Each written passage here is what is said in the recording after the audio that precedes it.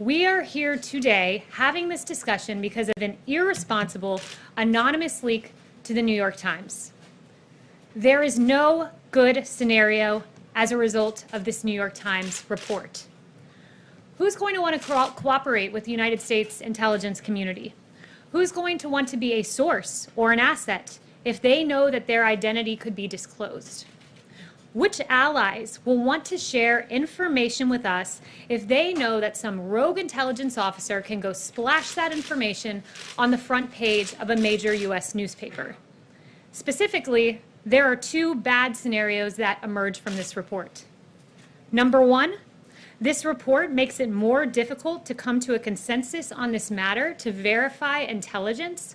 And number two, this level of controversy and discord plays directly into the hands of Russia and unfortunately serves their interests.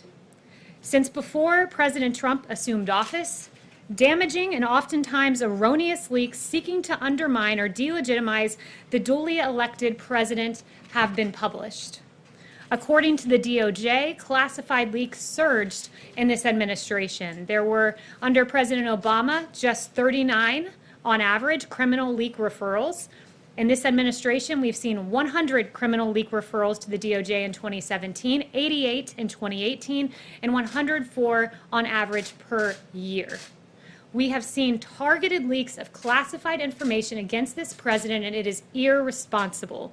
Phone calls with foreign leaders, meetings with government officials, and now reports of alleged intelligence. Make no mistake, this damages our ability as a nation to collect intelligence. As the National Security Council noted just yesterday, to those government officials who betray the trust of the people of the United States by leaking classified information, your actions endanger our national security. The ODNI said the selective leaking of any classified information disrupts the vital interagency work to collect, assess, and mitigate threats and places our forces at risk. It is also, simply put, a crime. And finally, the CIA said this, that leaks compromise and disrupt the critical interagency work to collect, assess, and ascribe culpability. To the anonymous sources who leak classified information, you should know this. You may seek to undermine our president, but in fact, you undermine our country's safety and our country's security. And with that, I'll take questions. Kristen. Thank you, Kayleigh. When did White House officials first learn that this intelligence about Russian bounties existed? I will say this, the president was never briefed on this. This intelligence still has not been verified, and there's no consensus among the intelligence community. Does the president wish that he had been briefed sooner? I mean, today Joe Biden called it a dereliction of duty.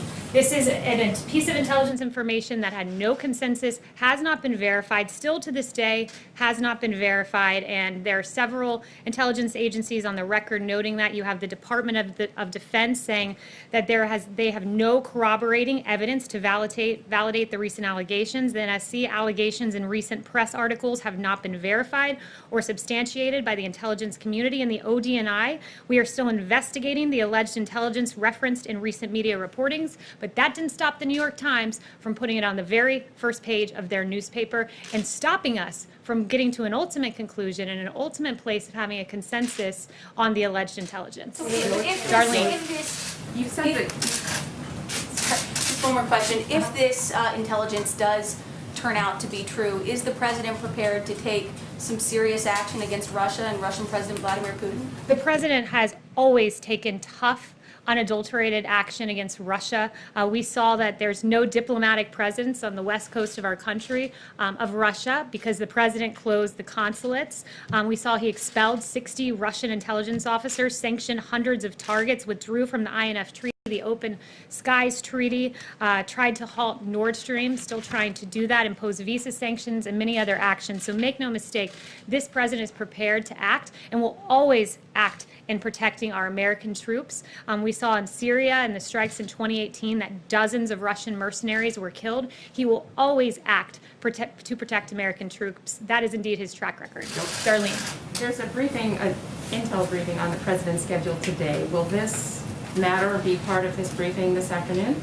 The president has been briefed on what is unfortunately in the public domain because of the New York Times and the irresponsible leak. Yes, he has been briefed, but that does not change the fact that there is no consensus on this intelligence that still has yet to be verified. I have one question. Yeah, Darlene? On another subject, Republican allies of the president, like Kevin McCarthy and Lamar Alexander, have said that it would be great if the president would wear a mask in public, sometimes, to set an example.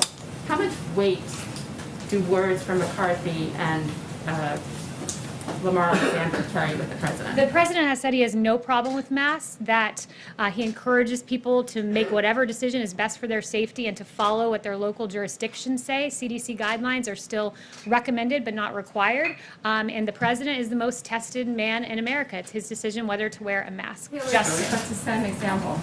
Justin.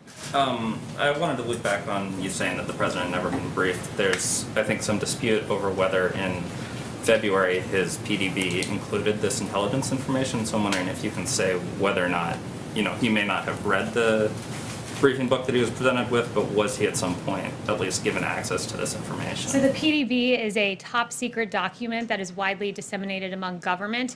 I will never sit here and confirm or deny what is in a top secret document, so I'll leave it at that. One thing I will say that is routine is when there is intelligence. I was speaking with some folks over in NSC about this earlier and some other folks around the White House. When we get intelligence verified or unverified, deemed credible or not credible, deemed consensus or no consensus, if that information in any way impinges upon the safety of our troops, that information goes to our troops on the ground and to our allies so they can take the appropriate measures. What is briefed up to the president in this case was not the case, was never briefed to the president of the United States because there was no consensus. What is briefed to the president is when there's a strategic decision to be made. So in this case, if there was a strategic decision to be made vis-a-vis Russia, those are the kind of things that are briefed to the president when they're deemed credible.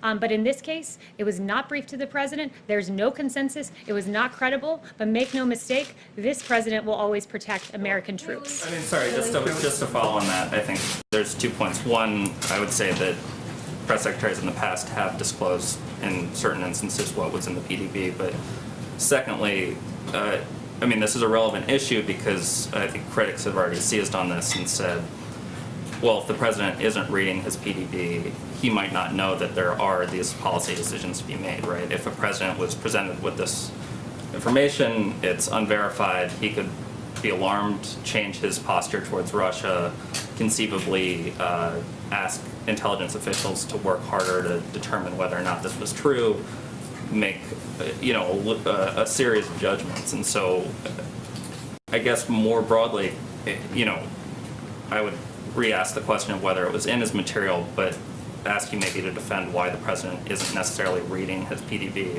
when there are these types of issues that could arise. The president does read, and he also consumes intelligence verbally. This president, I'll tell you, is the most informed person on planet Earth when it comes to the threats that we face. You have Ambassador O'Brien, who sees him in person twice a day, who sometimes takes the upwards of half a dozen calls with this president. He's constantly being informed and briefed on intelligence matters. But I'm not going to allow the New York Times to dictate when we give top secret information and don't give top secret information. That's an untenable proposition. Well, there then. Yes. Emerald. Thanks, Kayleigh. Does the White House have any comment on Bruce Orr testifying before the Senate Judiciary Committee on the Hill today? So no comment on that specifically, but what I would say more generally is that what Bruce Orr and others in the Obama-era government have to answer for is quite substantial.